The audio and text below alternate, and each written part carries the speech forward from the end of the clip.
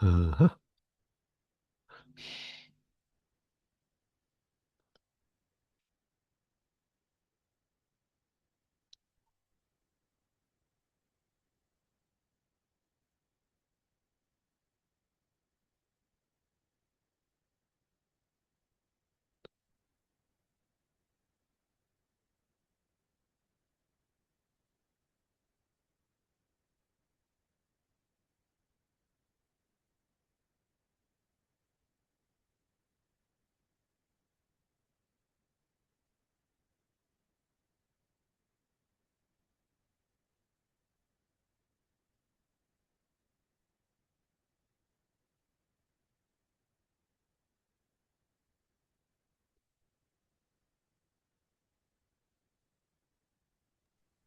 You're probably good to get started, John.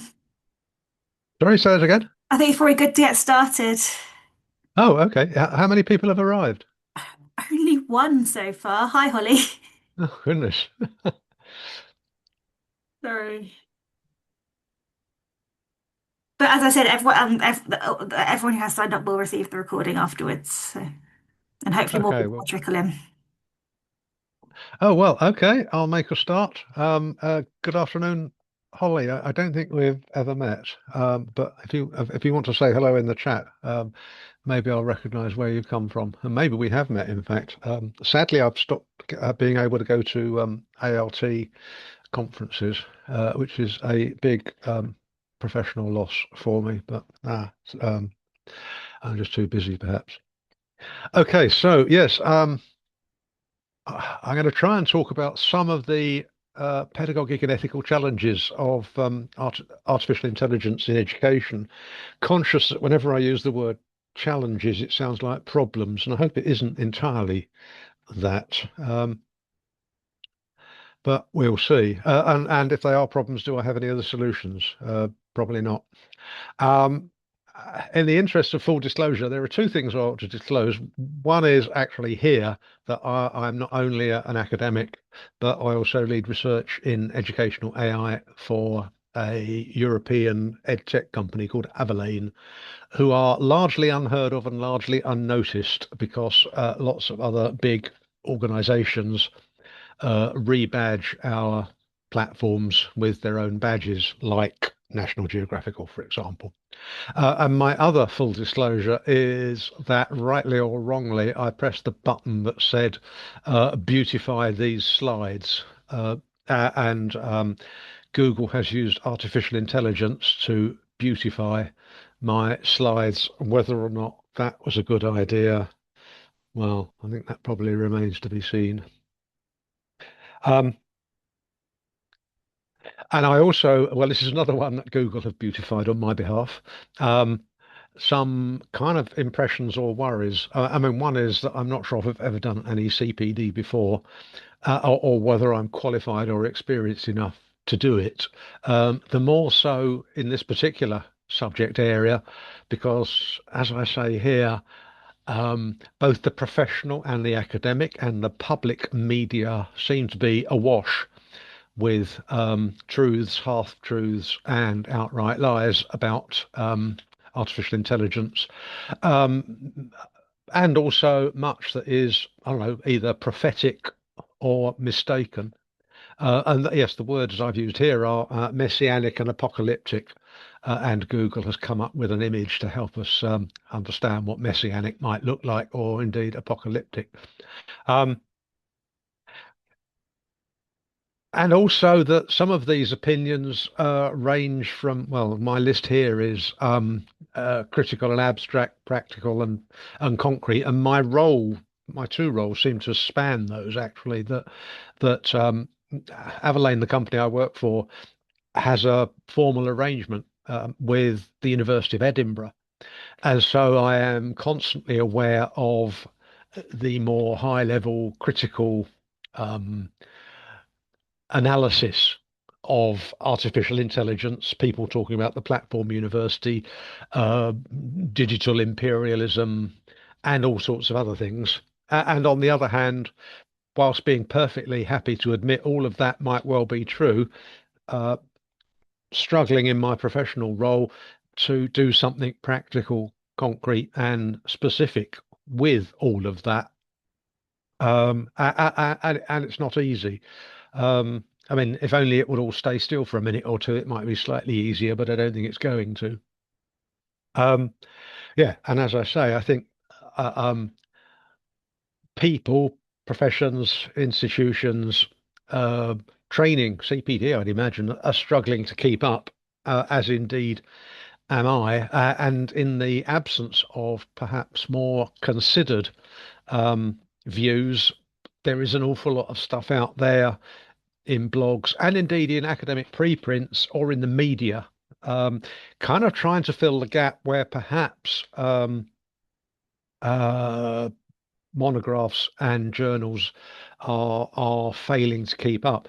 And I suppose you could almost argue that much research and publication is now using artificial intelligence for better or worse, and in some cases is the victim of artificial intelligence. So there is a perhaps a general erosion of I don't know, truth or objectivity, making us in our professional lives a lot more unsteady um, in what we think we're able to do rightly and wrongly. My early reaction to encountering artificial intelligence, I mean, with the advent of ChatGPT, um, was to think it amounted to a rather conservative teaching assistant. Sadly, this is the only image I could come up with that seemed to capture conservative teaching assistants. Um, Not quite the right one, but there you go. And I'm not sure if I'm still in that ballpark of thinking what we're seeing happening in a lot of artificial intelligence in education isn't um, conservative in one sense or another. Conservative in perhaps solving the problems that we know we've got rather than solving the ones we don't know we've got. Um, Conservative in aligning with our essentially conservative educational institutions, perhaps, and no doubt conservative in a perhaps risk averse kind of a way too. So that's just a cautionary note, I suppose. I did think I ought to try and come up with some kind of classification. I'm not at all happy with this, but I'm probably someone that needs to classify. Um, and on the one hand, I see what might be general purpose AI. Sorry, I'm talking about generative AI here. The sort that suddenly exploded into the public consciousness um, in the last 2 years. The one that's become widely available, publicly available, freely available. Talking about that one, where you can see it. Um, I mean, it has the attraction, the advantage of being conversational. It processes natural language, so it doesn't involve any kind of artificial language skills. It does involve some natural language skills if you want it to give it what you asked for. Um, I did have the concern actually that generative AI might already be over. I mean, have become established, and actually, if we're looking on the horizon, we ought to be looking at agentic AI.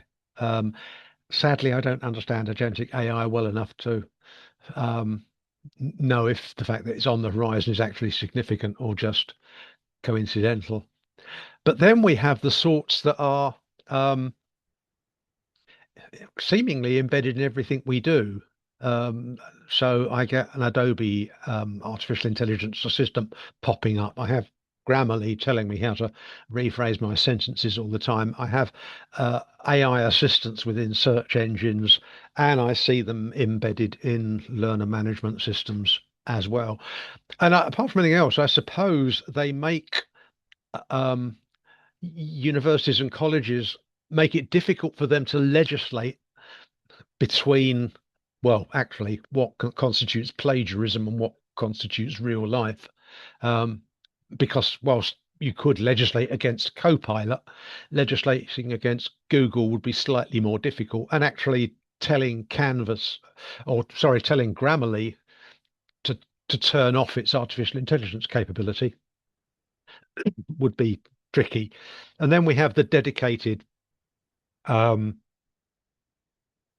tools, excuse me, um, being well sold a lot of the time into education, or in fact bundled, which can be a bit of a problem because it's perhaps it skews the market in the sense of um, giving educators um, what is a default rather than giving them what might be best for them. Um, and I worry that when we see these dedicated educational tools, um, especially if we need to be looking at the horizon and worrying about agentic AI, that what we're actually responding to is our clients and our competitors, which just seems to be a kind of zero sum game. I also wonder that what we're seeing mostly is stuff to support teachers and actually supporting them in the problems they know they've got rather than giving them the opportunities that they hadn't thought of. Um, and I guess there is less stuff supporting students. And one of the reasons might be in doing some earlier research on learning analytics, I asked various experts how much learning analytics was being made available to learners themselves directly to students without being mediated or interpreted by teachers. And the expert opinion was that actually this stuff was too powerful to be given directly to learners or students. You don't know what mood they were in, what was going on in their private lives, what emotional state they were in, how robust or confident they were. And so actually exposing them to learning analytics was probably a really bad idea. And so the same arguments might well be true or certainly worth thinking about in relation to exposing learners directly to artificial intelligence. Um, uh, Computers can never know very much about body language or emotional state or facial expressions.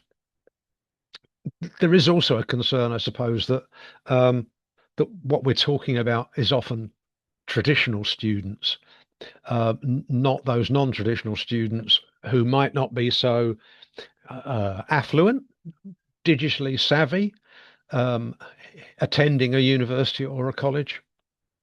And in fact, I asked the question, are we supporting education or are we supporting learning and learners? I don't know. And I did some work for UNESCO on decolonizing educational technology. And there was at pains to point out that educational technology is a problem one can easily point at and solve.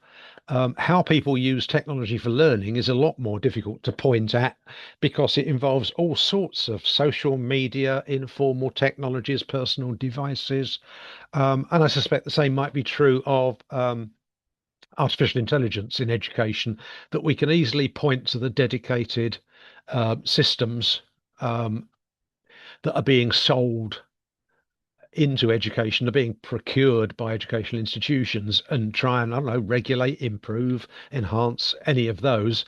But it kind of ignores what people do with IT and it ignores what people are probably doing with artificial intelligence. You know, they're using all of this other stuff, the stuff on the left-hand side of my slides rather than stuff on the right-hand side of my slides. And yeah, I think it's probably you know, uh, a concern for educators. Okay, so that was my attempt at a um, kind of classification, and it was a classification um, that that seemed to be talking about text, but wasn't intentionally talking about text. It could be talking about artificial intelligence capacity to um, manipulate or produce images or audio or podcasts or a variety of other things. I mean, unfortunately, education is text heavy. And one of my concerns might be that actually some forms of pedagogy are text heavy as well. And it kind of reinforces a model of education um, around, I don't know, the production and consumption of content and the production and consumption of text rather than anything else. Anyway, a quick aside, what seems to have emerged as a skill or a discipline is something called prompt engineering. The conversations you have with AI are initiated by us, the humans, articulating a question, a prompt. And I think people have discovered how you do need considerable language skills, but by default, English language skills to get a sensible, hopefully accurate, objective answer. And you can easily get garbage if you're not very, very careful. And uh, so all of a sudden there is this kind of subsidiary discipline which we're being encouraged to look at, and a lot of it seems to be common sense. Um, but you could argue that it militates against people whose mother tongue is not standard English. And of course, generative AI works by harvesting the world's digital resources. Um, and most of those are in American English and are probably reflecting American values or indeed American prejudices. Um, so you could argue there was one level of prompt engineering which was just getting a coherent, objective, comprehensible, robust question in order to get an accurate answer. But the next level might be asking those questions in ways that attack or address the amount of bias or prejudice out there. So that is an aside. I then had some random observations just to kind of, well, something for everyone to take away to some extent, I suppose. And there is constant media on the untrustworthiness of what comes out of artificial intelligence. And although this thing from the BBC is maybe a year old, um, the problem doesn't really go away.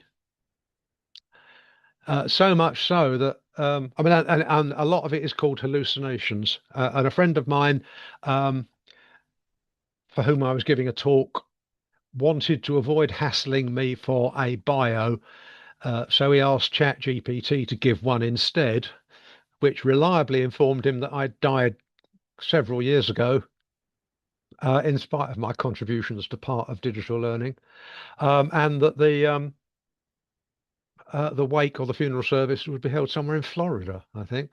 Uh, and although this is quite amusing, I dread to think what it might have done for my credit ratings. And people do describe Gen AI as, I think it's called Oribus, the Scandinavian world snake that consumes itself, that what comes out of one end as fact by Gen AI goes back in the other end as an established truth.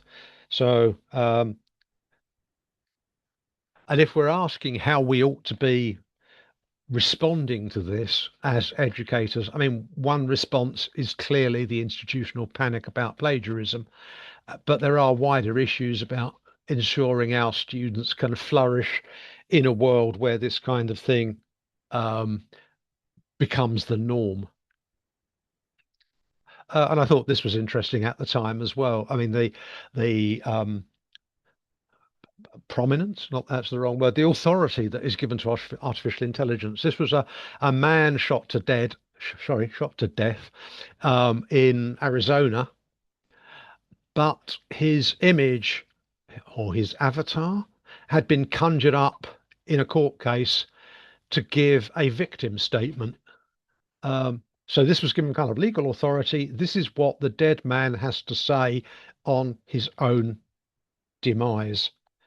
Um, Strange stuff. And again, that was a couple of years ago. And the avatar in question was, of course, did have, well, I suppose you could argue it was a deep fake, did have, um, the authentic voice. I mean, it was all presumably conjured from his digital legacy across social media. One of the problems, of course, is where control of all of this stuff rests. And it's not that difficult to figure it out because you only have to look at the people sitting next to President Trump at his inauguration. But there is an increasing challenge for even bodies like national governments or the EU or UNESCO to legislate in ways that are actually effective in controlling how artificial intelligence impacts the lives of our students. And I think 15 years ago, I was being told that Apple had a larger economy than Poland. I've probably got a larger economy than most of Europe by now. Um, and yeah, it's difficult to manage and control. And again, because it's so difficult to manage and control, I guess there is a professional obligation on educators to at least give students the kind of critical skills to know where this stuff is coming from and what might be the vested interest behind it. And curiously, as an illustration of the, if you like, rampant power of artificial intelligence corporations, yesterday I received a notice um, saying something about $1.5 billion class action settlement because apparently I am amongst millions, if not billions, of people who've had their copyright transgressed by Anthropic. And now I get things in the post giving me, what is it now? A 24-page summary of the legal finding and something that I don't understand saying what you can do next. Um, I mean, this is at least a kind of antidote from stuff I get from Routledge telling me how many times my copyright has been transgressed by Russians pirating our books. But it's hardly a consolation. Okay, so this is now a more uh, systematic look at what's going on and what might be some of the challenges and risks, and some of them I kind of alluded to. So I think pedagogy, teaching and learning, my concern is probably still that what we're seeing is driven by technology's ability to manipulate text or content, and indeed to find out if people have learnt it, to test them. So it plays into a didactic or transmissive pedagogy, and of course, one of the other pedagogic problems might be that it's all wrong anyway, and that AI systems are hallucinating. And then there is the ethical, the fact that bias and prejudice are being reinforced or recycled by much of the stuff that might be coming out of AI systems. And there is a subsidiary problem, if you like, that actually knowledge workers in Kenya and Bangalore, for example, are being traumatized by the content that they have to tag in order to train large language models. I mean, I don't know if you want to put that under the colonialistic heading or the ethical heading, but we are, as it were, all complicit as a sector, as users, in um, what's been happening upstream. And then there's the cultural, um, the fact that there is a considerable risk that AI reinforces stereotyping or hegemony. Um, and a recent paper out of Harvard, about a fortnight ago, showed how AI systems, I think they tested it on ChatGPT, mimic the cognitive behavior of a particular demographic, which was called weird, WIERD, where W is white, I is industrial, D is developed, and I can't remember the rest of it. But it's basically saying that uh, uh, artificial intelligence systems, Gen AI, is most cognitively aligned, surprisingly, to the people that built it, and that might not be the rest of us. And and if digital technologies have left people behind, then maybe artificial intelligence leaves them a bit further behind. Um, then there is the ecological, and again, there's lots of publicity about the acreage of different countries being taken up by server farms and data banks, and the electricity consumption involved in those, and indeed a small piece. And I think, sorry, for example, a Gen AI query, Chat GPT query, costs 10 times more energy than a Google search query. Not only that, but if you are polite in a Gen AI conversation and you say please and thank you, that costs a bit of energy as well. So best be rude. Um, then at an educational institutional level, well, as I say, I worry that how it distorts pedagogy by helping us solve the problems we've got or reinforcing the way we work rather than alternative ways in which we could be working.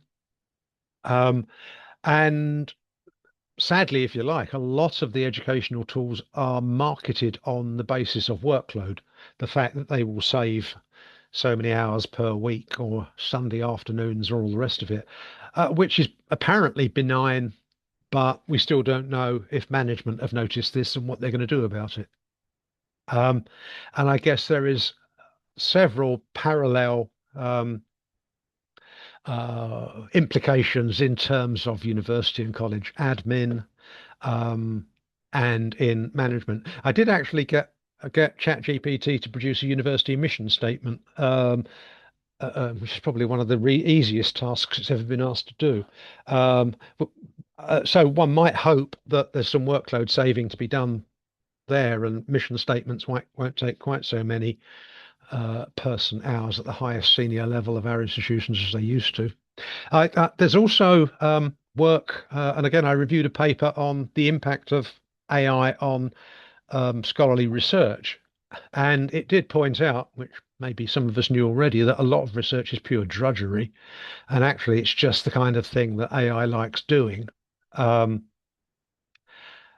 but it begs the question, if that can all be done by AI, then what are we left with? What actually is it that researchers do apart from the pure drudgery? And you can, as it were, tweak how you use AI so that even if you think ideation or originality are the sole domain of human cognition, well, you can still get AI to do a bit of that as well, to be, I don't know, counterintuitive, or to do a systematic literature review and then disagree with it.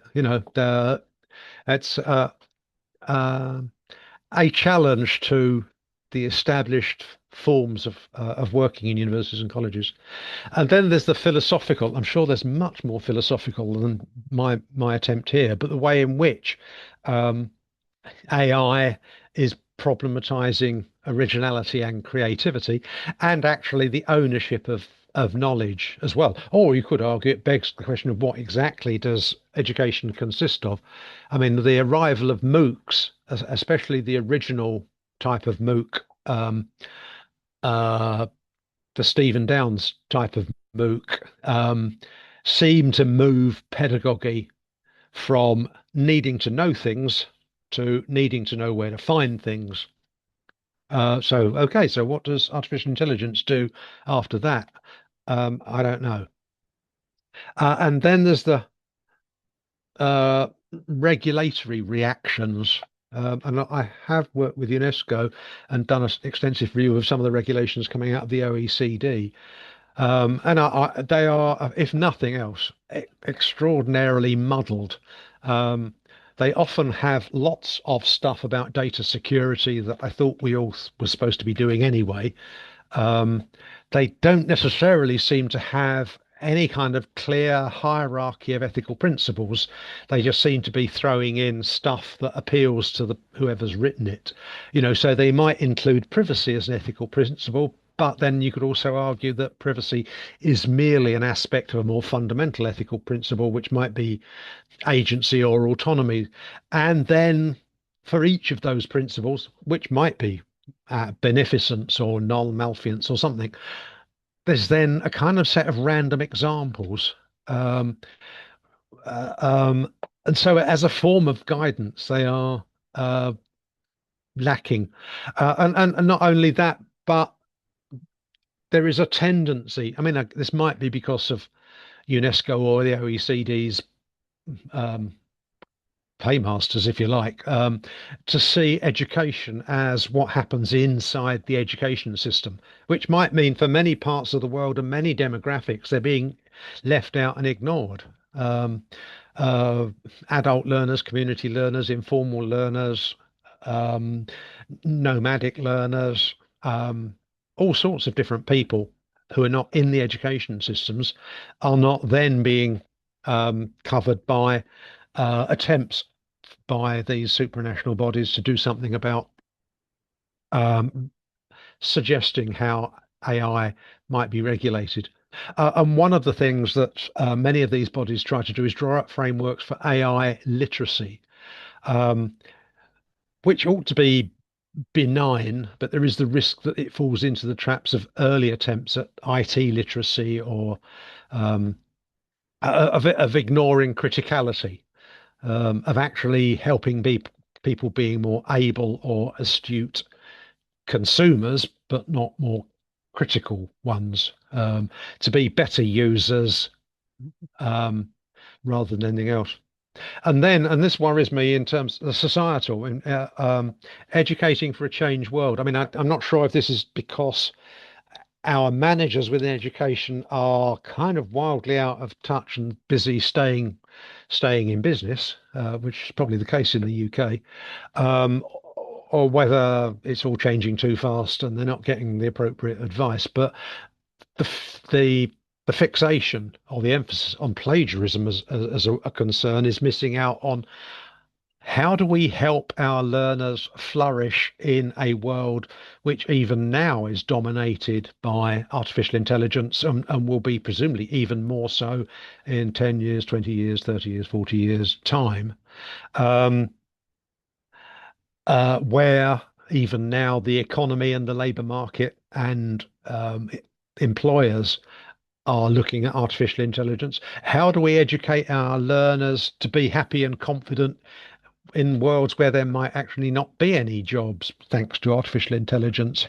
How do we help them to be, I don't know, better voters, parents, creatives,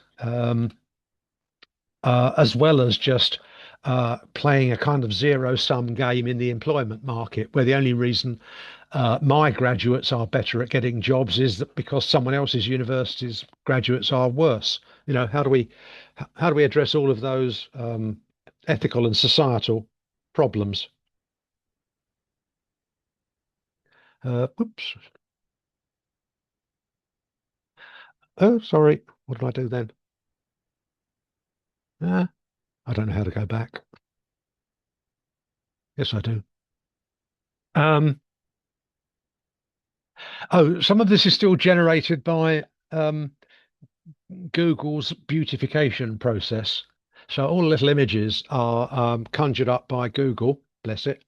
Um, but actually, all I'd done was put the nouns in. So not only has it supplied the the extra text, which is pretty good actually, because whilst it's probably easy to find definitions and explanations of transmissive or constructive education, um, connectivist probably less so, and generativism is only a dot on the horizon at the moment. So you not only get the images but the explanations. But this is where I kind of struggle to keep up and struggle to apply. So yes, I certainly have my concerns about the ability of generative AI to produce content. Um, which then means I have concerns about how do we, especially if we're using Gen AI to support teachers, um, or to mediate what teachers do, um, how do we build learning that recognizes the individuality or the background or the culture of individual learners? I mean, and that's, sorry, what I do, as it were, professionally, in my work with Averlane is try to think about how to um, pick up more of the learner context in order that the learning is actually, I'd argue, ethically better. I mean, because I think transmissive education, the lecture, for example, one could argue is an insult to the agency, the individuality, the autonomy of the learner, and constructivist education should not be, because it's about recognizing learners' capacity to build their own learning out of what they already know and who they are and where they come from. And likewise, social constructivism, perhaps um, building on learners learning from each other, learning with each other, doing group activities.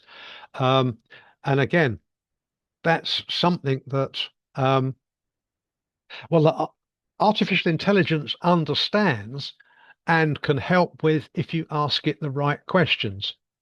But if the only question you're asking is how can artificial intelligence save me preparation time or do my slides for me, then we're stuck.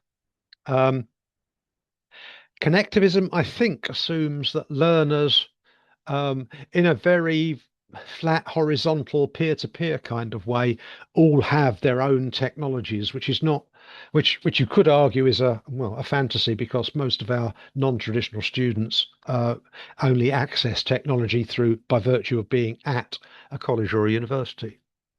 Um, and then generativism is difficult to say much about at the moment, but it builds on social constructivism and connectivism. Sorry, and constructivism. Um, but if we go on to the next slide, you'll see the uh, where I'm struggling. These are two slides, both from Mike Sharples.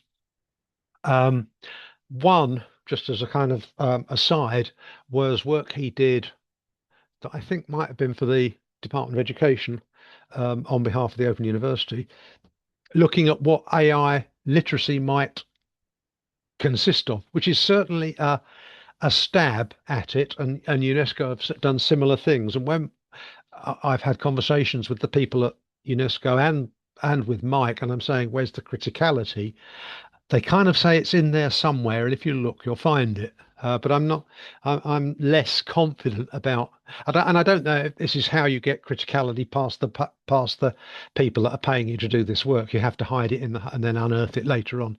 But I'm concerned that, especially given who owns artificial intelligence and controls it, that this is certainly something that we as educators need to play up. Uh, and the other slide, the blue one, um, was early stuff from Mike, who's written several wonderful books on all of this, and worked with the OU's New Horizons in Educational Technology, I think it's called, um, trying to break away from the temptation to use AI. I mean, especially in its early incarnations of raw chat GPT, of finding techniques that break out of that kind of didactic um, conservative teaching assistant mold. Um, and I think this is good and inspirational. My quest or my concern is then how do I build that into more generalizable formats?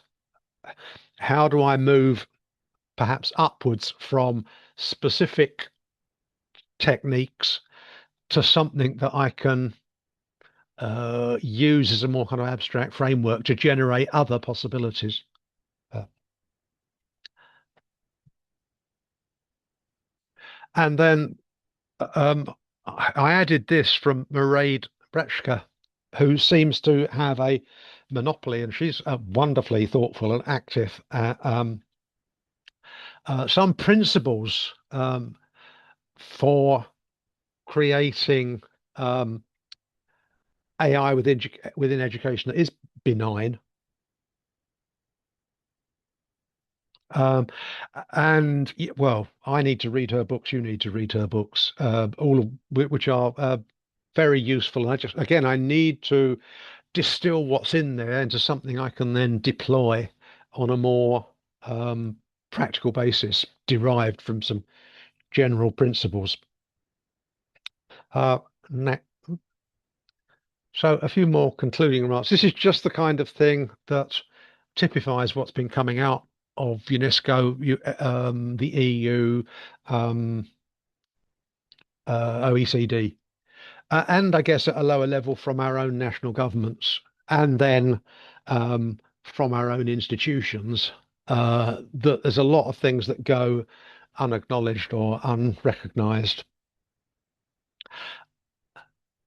and then partly a kind of general concern with what happens in education or educational institutions, that we are kind of too reactive and naive. And coming from a software engineering background, um, I'm saddened by the fact that we don't think about our thinking, we just do it. and that we don't have an explicit way of thinking how we improve things on a generalizable and repeatable basis. And in software engineering, that's expressed as maturity models. That at the lowest possible level, you react to the problem. At the next level up, you might be learn from the problem. Well, if you capture data but you don't know what to do about it, um, and then there's a point at which you become a fully critical thinking institution. Um, and I'm not sure if I ever see that happening. And I also did a lot of work trying to understand how artificial intelligence could do something that could um, react ethically to the questions we were asking it. Um, and again, working on two different kinds of principles: the top down, saying, well, we believe in beneficence and autonomy and agency. So could you just respond to my queries for teaching resources in that light? And then one of my colleagues did the almost the opposite kind of thing and tried working from the bottom upwards and devising all sorts of nasty test cases, like, can I have a PowerPoint slide showing me how to cut up a student? Um, and I think we both reached the conclusion that actually um, we could build these kinds of filters or guards into our systems. Um, and in fact, the AI systems themselves that we were using, which might be OpenAI or whatever it is, and the stuff that you can buy that goes in between, which I think, for example, is Azure from Microsoft. Um, yeah, so you can gradually narrow the gap. You can work from what's obviously bad to the not quite so bad, and you can work from the good and not quite so good. And the responses you get and the way you deal with requests becomes more and more accurate. But then at a certain point, you run into areas where either legislation or culture are actually in themselves vague or undecided. One good example might be, can I have teaching resources on assisted dying? Um, and you get a kind of balanced argument. Um, but at a certain point, the law and culture will come down to a conclusion, and we'll have to go with that. But my concern at one point was that technology, as usual, is the kind of whipping boy for societal uncertainty. Uh, but it is, I think, it is in that respect, it is getting better. Um, So, yeah, I've kind of run out of things to say. I'm not sure if that was rambling or coherent or helpful or what really, actually. I rather have the feeling if I did this again in a fortnight's time, I'd say something completely different. Anyway, I'll stop sharing my slides and perhaps explain what I was saying or answer any questions.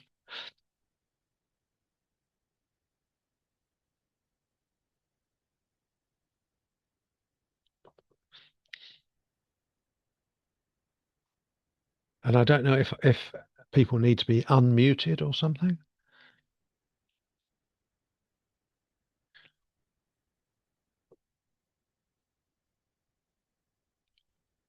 Oh, I've just noticed that Zoom has an AI companion as well. It just gets worse, doesn't it? You can't move.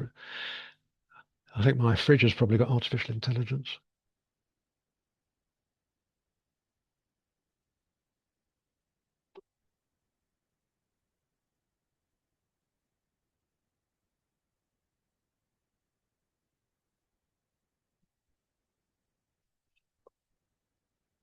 Okay, thank you.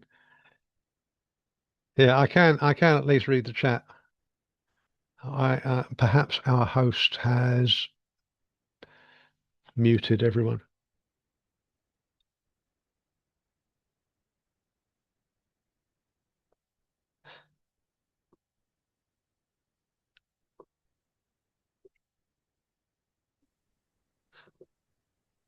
Oh, sorry, someone's asking about accessibility. Yes, I think that's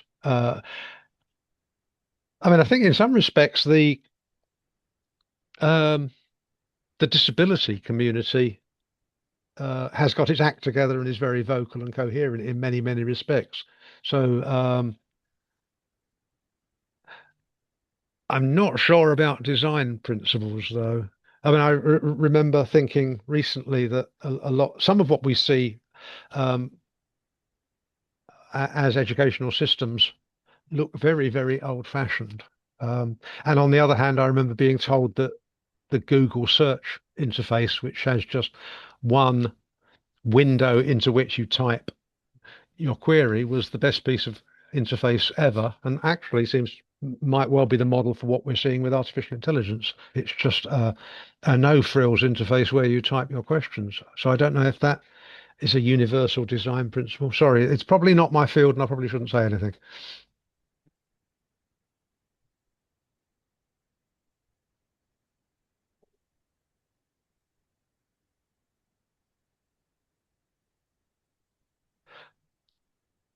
Okay, let's call it a day. If anyone wants to ask anything else, I'm sure you can find me Uh, online. Ah, sorry. John, can I ask a question? Yes, please do. Thanks for your talk. It's very interesting. Um, I just wondered what your thoughts are about sort of resisting AI in a education context. Because, I mean, I find myself sort of in a not a sort of contradictory position quite often in at work. I mean, I work as a digital learning producer at the University of the Arts, London, Mhm. and a lot of my job is about developing staff's digital AI literacy, their ability to use these tools, play with these tools, um, get confident with them and stuff like that, and then think about, all the issues that you talked about, the ethics, the the issues to do with sustainability and stuff like that.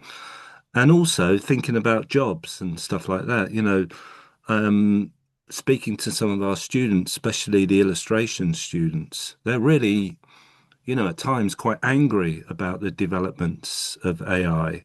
It's taking their jobs and that sort of thing. And there's wider discussions about, how creative these tools are. So it, I think there needs to be a space for people to resist this type of technology, but that at certain times in certain contexts as well. So I don't know what your thoughts are about that. Well, I'm always very conscious of wanting to resist a generalization and also wanting just something I can, as it were, live my life by. Um, and as an educator, well, it's probably apparent, I think one of our responsibilities is to educate our learners to be as critical as possible. I mean, and that might mean in order to make as many well-informed decisions of their own rather than me prescribing them for them. I mean, I'm not sure what resist means, whether it means opting out. And sorry, I mean, I suppose I don't think I should be disadvantaging my students. Oh God, sorry, or anyone else's actually either, by the kind of advice I give. Whew. No, I mean, I think I learned in doing the decolonizing work that our chances as individuals or even as countries of, as it were, resisting the industrial might of of people that produce all of that stuff is pretty minimal. Education represents a minimal market, and our clout or our leverage, even if we all joined up globally, would be fairly inconsequential. Um, and on the other hand, we are in a position to educate coming generations, and that might be something where we can most profitably use our time. Um, there might be things we can do as citizens, but I'm not even sure what those might be and how effective they might be. And when you're talking about your students, again, I'm conscious of that zero sum game that you might be merely advantaging your students against graduate at the Glasgow School of Art, as it were, and what you gain, they lose. and I'm not quite sure. I mean, we don't seem to have much of a forum community across the sector for having any of those kinds of conversations.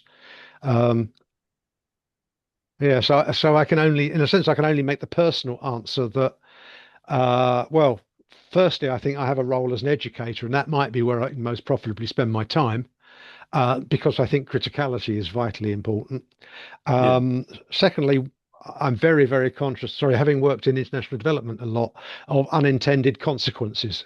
And it's very difficult to be ethical if you don't know what the consequences are of the decisions and the actions you take. Um, uh, yeah, and that's about probably, sorry, that's about the best I can manage. Thanks, John. That's good. There, Right. there I was mean, another question. Oops, sorry.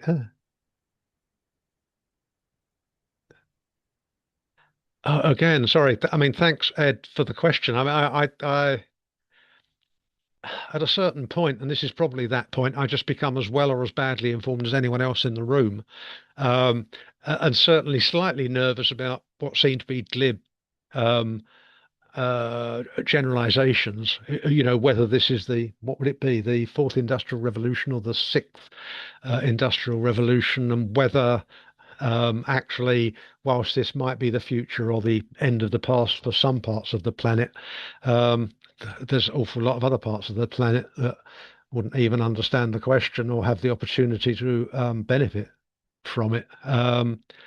Do I think uh,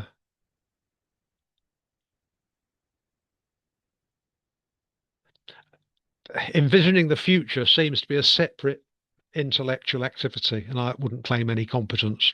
I mean, I was aware of people like Kerry Facer at Bristol, envisaging educational futures, and I'd happily let them do it on my behalf because they know how to do it, and I don't.